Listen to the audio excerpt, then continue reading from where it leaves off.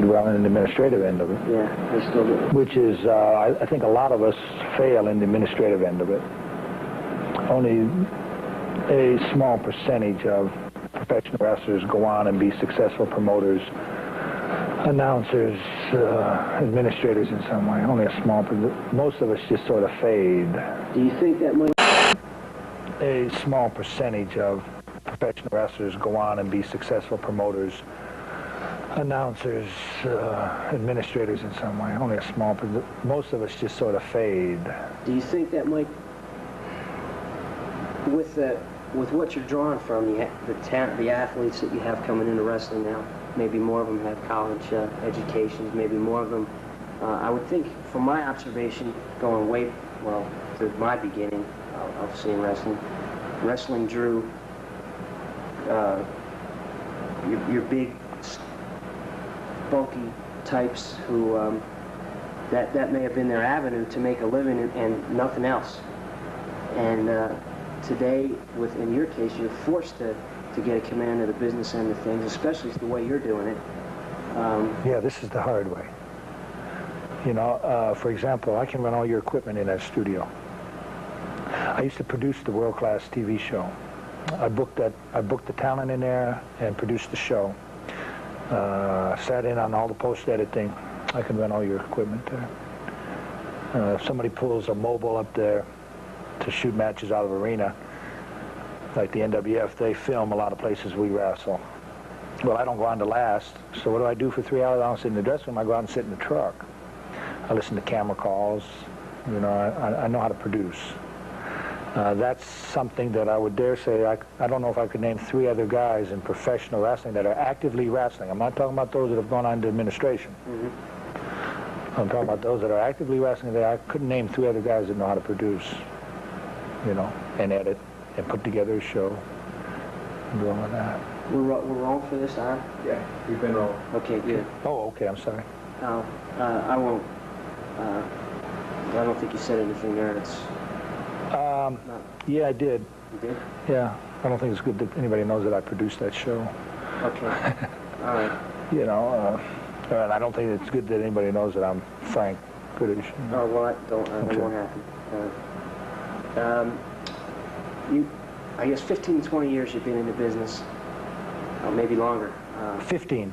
And what would you say, from what you've seen of what McMahon's done to wrestling to what you see the trend being now,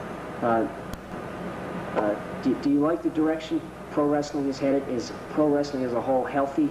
And, you know, just what are your general... I think that professional wrestling is more healthy today than it's ever been in the past.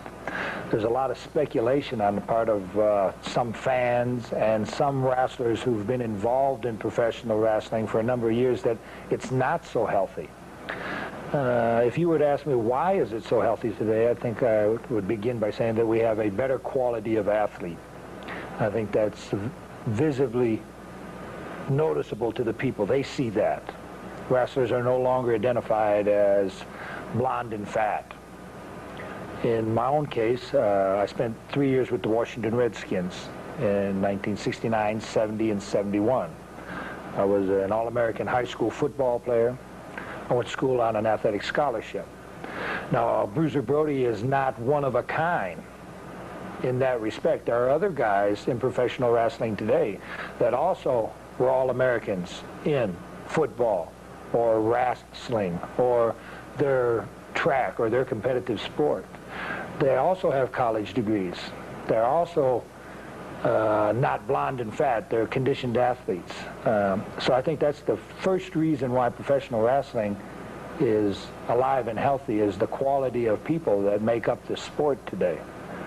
The second reason, I think, and probably the foremost reason, is that with the coming of cable TV, it gives everyone from coast to coast, all 235 million people, a chance to see wrestling throughout the whole United States.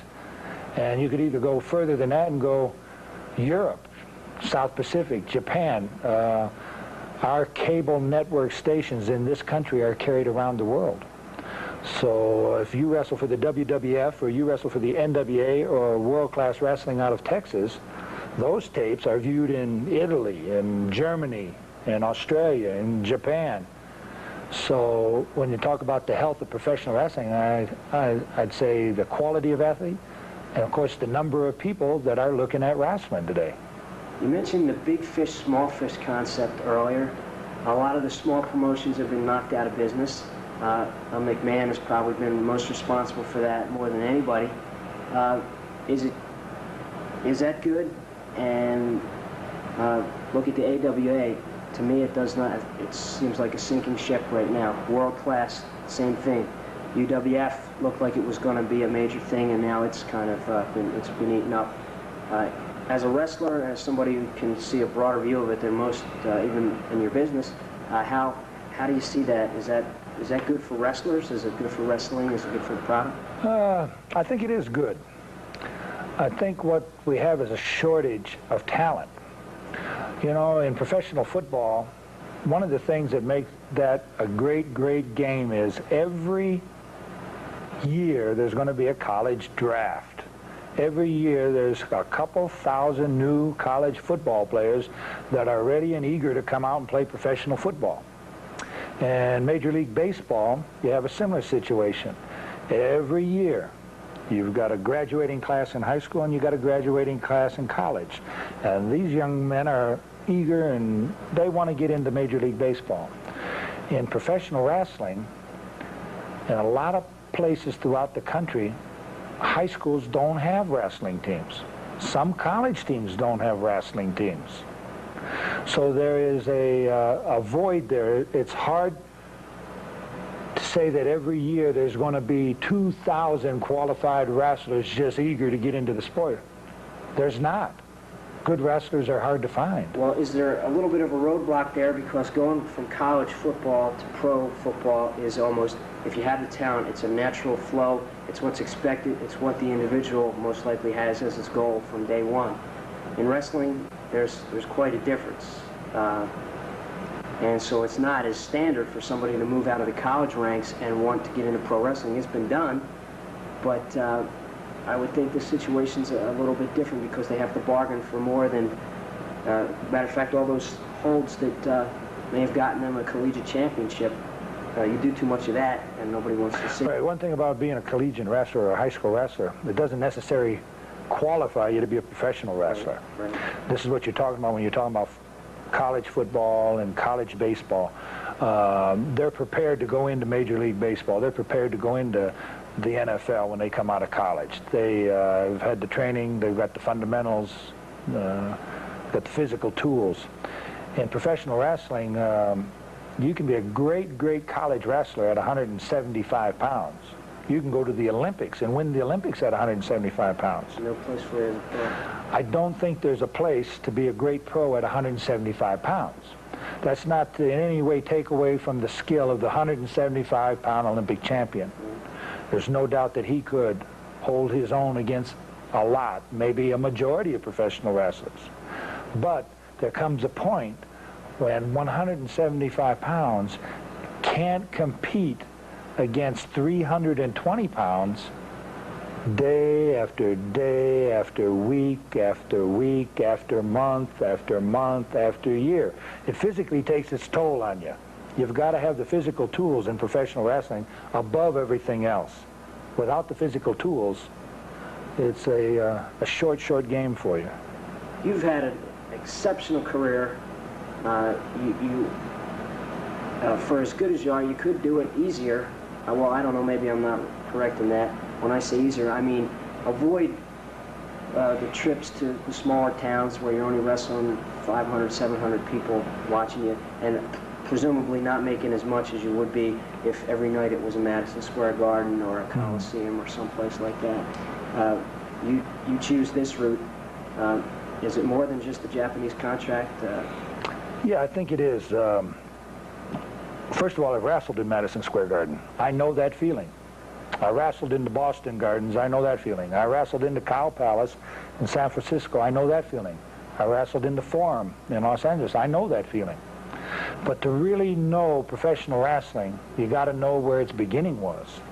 And the beginning for professional wrestling came maybe 40, 50 or more years ago, when the only entertainment that came to most towns, rural towns, was the carnival. The carnival came. And one of the big things that the carnival always had was the strong man that challenged anybody in the audience to a wrestling match. And if you could beat him, you won money. That was the origin of professional wrestling. From that it grew into Madison Square Garden type wrestling. But to really know professional wrestling, to really say that you're at the top of the sport, you've got to touch people outside of New York City. You've got to touch people outside of Los Angeles. But the guys doing it for WWF can touch them by wrestling one night and their tape, or the fact that they're moving around the country, almost everywhere in this country. I think that anybody who's looking at me right now could attest to the fact that you can watch all of the football you want on television. All the collegiate football, all of the professional football you want. And you enjoy it.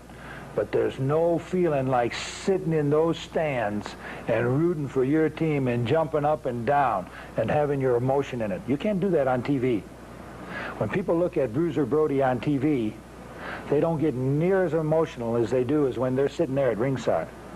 So all these people in all these rural communities, if they don't have a chance to go out there and actually touch Bruiser Brody and see him in person, he's really not at the top of his business. He can only be at the top of his business when he reaches those in New York City, those in Waxahachie, Texas, those in Blueville, West Virginia, those in Uniontown, Pennsylvania.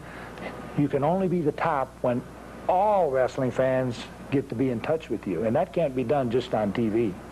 Would you be willing to talk about, in your case it's especially different, how one night you're a fan favorite challenging for a title, and a few hundred or 1,000 miles away from here tomorrow, you could be everybody's most dreaded nightmare trying to beat their favorite. And that must be a weird thing to adjust from one day to the next. You're different people. I don't think it's a hard adjustment problem after 15 years. In the beginning, if you would go somewhere and people would, let's say, choose you as the one they wanted to see beat, it might irritate you a little bit. After doing it for so many years, you find out that your business is in the ring and the fans' business is in the stands. And as a paying customer, he must have the right to choose who he wants to win. But you're making his mind up by how you portray yourself. I don't think so. It seems strange that I might go to a real conservative small town like Salina, Kansas, and be so acceptable with a ponytail, when every father out there is hoping that his son doesn't have a ponytail. People's emotions and people's thinkings are deeper than just what they see on the outside. I think that people, when they make a judgment about somebody, I think it's because they either know something personal about him or they don't know anything about him. And in my case, when I go to some parts of the country, they've been watching me for so long, they know what's inside, so it's easy for them to like me. On the other hand, I'll go to another part of the country where they only see me a few times and they'll look and they'll say, this is the kind of guy that I'm not so sure about, so they make a different type of judgment about. But if I haven't seen you before, if I see you on one night, you're forcing the issue, you're more aggressive than maybe any wrestler I've ever seen. On another night, you're letting the other guy be the aggressor for a little while and then responding, reacting to him. You're causing the action in one case, you're reacting in another. Okay, first of all, I think that everybody who's looking at me right now should understand that Bruiser Brody never let anyone do anything to him. I don't know about the other professional wrestlers. I only know about Bruiser Brody. And when I go in the ring, it doesn't matter whether I'm in Texas or New York, or it doesn't matter whether people like me or dislike me, I'm going to be just as aggressive every night. Now, some nights it may look like I'm not aggressive. If I do this 30 nights in a row, sometimes these old legs, they don't go as good as they did 15 days ago. Sometimes physically, I don't feel good either. And sometimes my performance may not be what it was the night before. But when I do go in the ring, Anybody who signs a contract to wrestle Bruiser Brody must know that he's going to be aggressive to the best of his ability. Okay. I have one more thing, and that is you've been in the business a long time. You paid a physical price, it's obvious.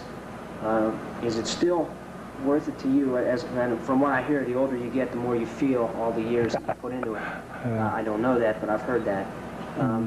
Is it going to be worth it to you at age 60, do you think, or 70, to have had the career you've had and to have done what you've done all this time? Sure. As I look back at this point, I played 3 years in the NFL. I wish I could have played 15. At that particular time, when I was released by the Washington Redskins, the coaching staff and the administrators at for the Redskins ball club thought that they had somebody who could do that job at that position better than I could do it. And that's the choice they made. So I went on into professional wrestling. As I look back over 15 years, I don't say, oh, I wished I would have spent 15 years in the NFL. Certainly I would have been grateful to have 15 years in the NFL. But I'm equally as grateful to spend 15 good years in professional wrestling. And I'm 37 today. And I think that I probably got 10 more good years left in professional wrestling. Now, if I had 15 and I had 10, I'm looking at maybe 20 or 25 years in professional wrestling. I don't think there's anybody, maybe George Blanda, who can say they spent more than 20 years in the NFL. So I'm very happy with the way fate has taken its course. I didn't ever guess that I was going to be a professional wrestler. Once I started in professional wrestling, learned sort of the ropes and the ins and outs. If I had it to do over again, I think that I would probably even pass up my 3 years in the NFL and devote them to wrestling because it has been that good to me. You said something that makes me want to ask you one more thing, if you're willing to answer, and that is a lot of it seems a trend almost in pro wrestling. Bruno Sammartino had seems as glorious as a career as you could have. He got out of it, and then he's back on a given night wrestling for McMahon. In his case, he still puts out well. He still looks good, and he still wins. But there's other guys who were at the top, and instead of just walking away, I would think the money that they accumulated would have been enough to let them do that. They stay around and they become the guy who the people are starting out build their reputations on, and this guy becomes enough. And so all those kids that were watching this guy, he was the greatest 10 years ago or whatever, and now he's just he's a preliminary wrestler, and he's not near what he was, and all his credibility, all that he built up through that career gets kind of tossed aside. Why do so many wrestlers choose to let that happen? Why don't they walk when they've hit the point where I can't do any more or I can't do it any better, and the promoter's going to use me in a way I don't want to be used? That's a tough question, and I don't know whether this is the right answer. But in every professional sport and perhaps every business, if everybody who reached the top in whatever their business is bowed out at the top, that particular business would suffer as an industry. What you have is evolution, is what you're talking about, evolution of an athlete, evolution of a wrestler.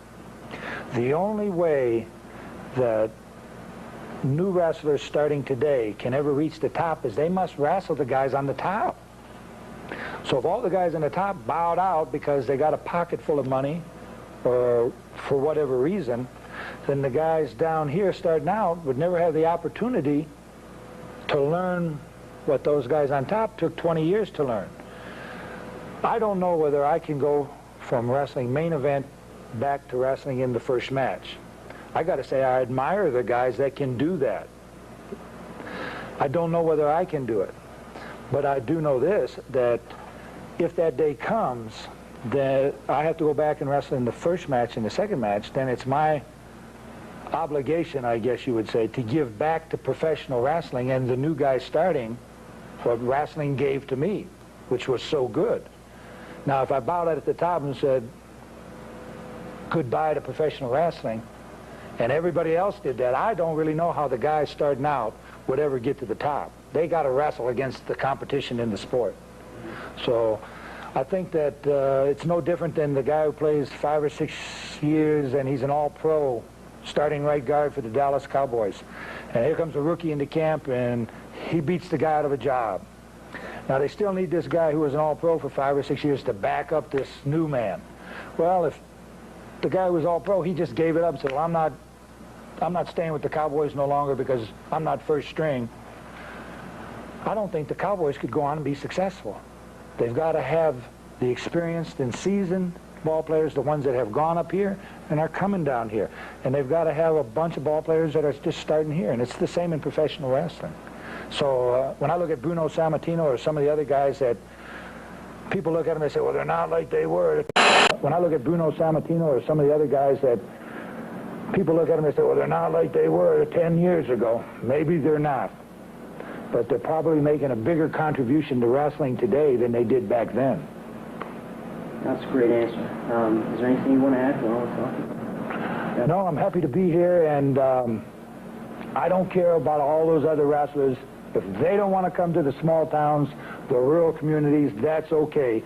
Bruiser Brody will always come, touch the people in every community from coast to coast.